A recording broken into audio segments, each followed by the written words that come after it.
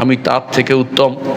তাকে তো আপনি, আমাকে তো আগুন থেকে সৃষ্টি করেছেন, আর তাকে তো আপনি মাটি থেকে সৃষ্টি করেছেন।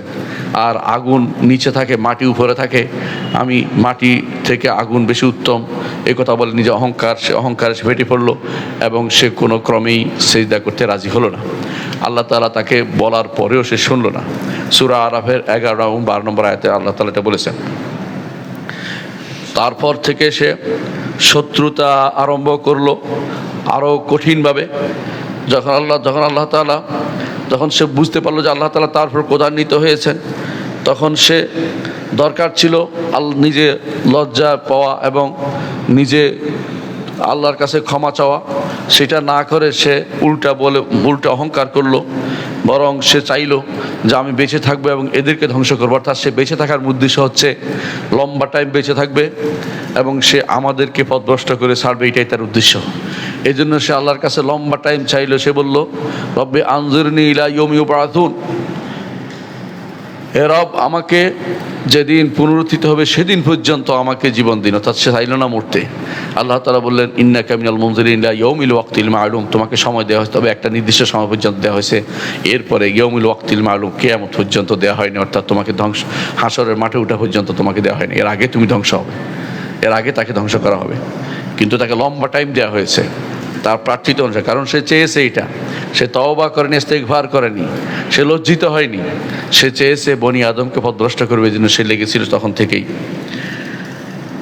এটা তার উদ্দেশ্য ছিল, যাতে করে বনি আদমকে সে তার সাথে জাহান্নামে নিতে পারে। কোরআনে কারিমে আল্লাহ তাআলা বলছেন, ক্বালা ফাবিমা আগওয়াইতানি লাআকউদান্না লাহুম সিরাতাকাল মুস্তাকিম। তখন ইবলিস বলেছিল, যেহেতু আমাকে পথভ্রষ্ট করে দিলেন, দোষটা আল্লাহকে দিচ্ছে। কত বড় ভয়ঙ্কর শয়তান! মানে শয়তান সে দোষটা আল্লাহকে দিচ্ছে, নিজে কথা শুনলো না, তারপর দোষটা আল্লাহকে দিচ্ছে। এখনও দেখবেন বহু মানুষ আছে নিজে আল্লাহর ইবাদত করবে না, তারপর বলবে আল্লাহই তো আমাকে এই করেছে সেই করেছে।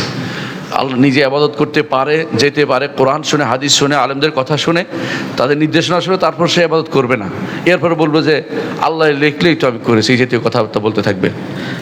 সে তারাই হচ্ছে কাদেরিয়া ইবলিসিয়া, ইবলিসের পথে তারা অনুসরণ চলছে। ফের ইবলিস কি বলেছিল, ফাবিমা আগওয়াইতানি, যেহেতু আপনি আমাকে পথভ্রষ্ট করে দিলেন। নাউযুবিল্লাহ, আল্লাহ অবশ্যই পথভ্রষ্ট করেছেন, তার কারণে সে ইচ্ছা করলে আল্লাহর কাছে ক্ষমা চাইতে পারতো।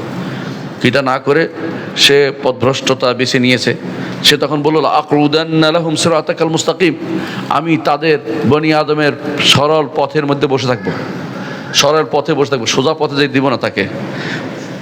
সুম্মা লাআতিয়ান্নাহুম মিন বাইনি আইদিহিম ওয়া মিন খালফিহিম, তারপর আমি তাদের কাছে আসব তাদের ডান দিক থেকে, তাদের সামনে থেকে, পিছন দিক থেকে। ওয়া আন আইমানিহিম ওয়া আন শামাইলিহিম, ডান দিক থেকে, বাম দিক থেকে আসবো। ওয়ালা তাজিদু আকসারাহুম শাকিরিন, অধিকাংশই আপনি শুকরগুজার পাবেন না, অধিকাংশ আপনি শুকরগুজার পাবেন না। কিভাবে আসে? গান বাদ্য নিয়ে আসবে, গান বাদ্য নিয়ে আসবে আপনার কাছে।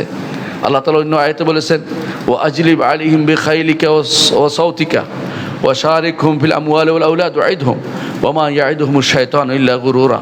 বিভিন্ন রকম ওয়াদা নিয়ে আসবে, বিভিন্ন বনি আদমের সামনে বিভিন্ন রকমের ফন্দি নিয়ে এসে আসবে বনি আদমকে পথভ্রষ্ট করার জন্য।